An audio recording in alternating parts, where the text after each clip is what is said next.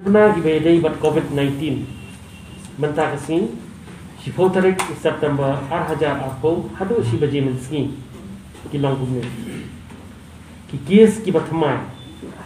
baru kilong kendai nagini kendai saupo kidan po east castles baru saupo kidai na po ki others category khatway hapo rim hoy nakini phag di armed forces paramilitary forces but kiway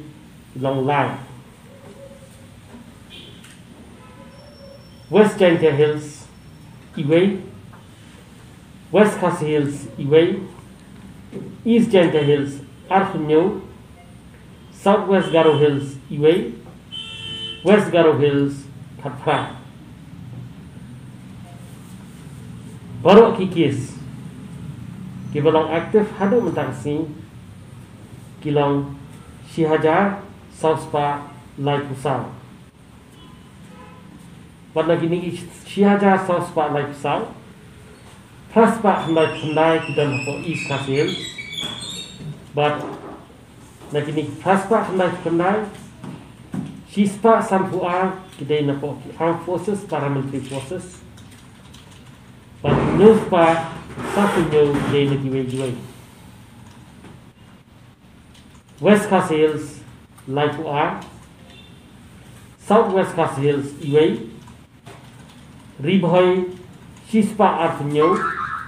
Life Kundai Giden ki Armed Forces Paramilitary Forces But Prafufra Giden ki Iway West Giant Hills Shispa Khat R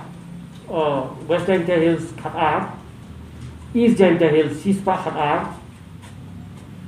West Garo Hills Shispa handai pusau halfway giden ki armed forces paramilitary forces but nakiway Shispa hatla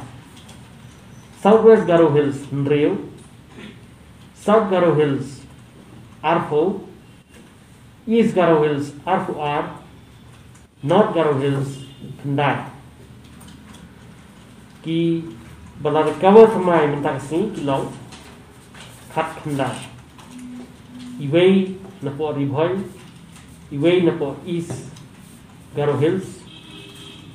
but kanyo kidai na po West Garo Hills. Lakini kanyo pandriyo kidai na po armed forces, paramilitary forces, but Iway kidai na kiway. Mana kasi idon Iway baklat, ibadai positive case.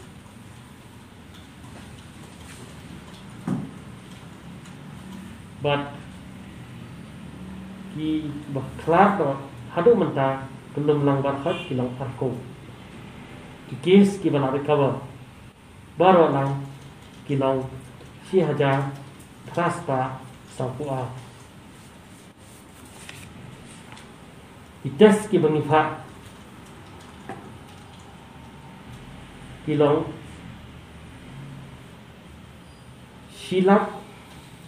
Ndreu hajar, ndreu spa sampsau, hadu abaje mentakasi. Di belong negatif kilong silap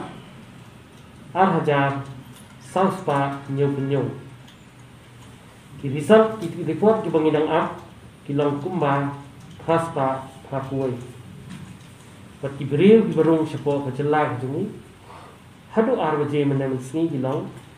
life saw hajar Praspa Sampulai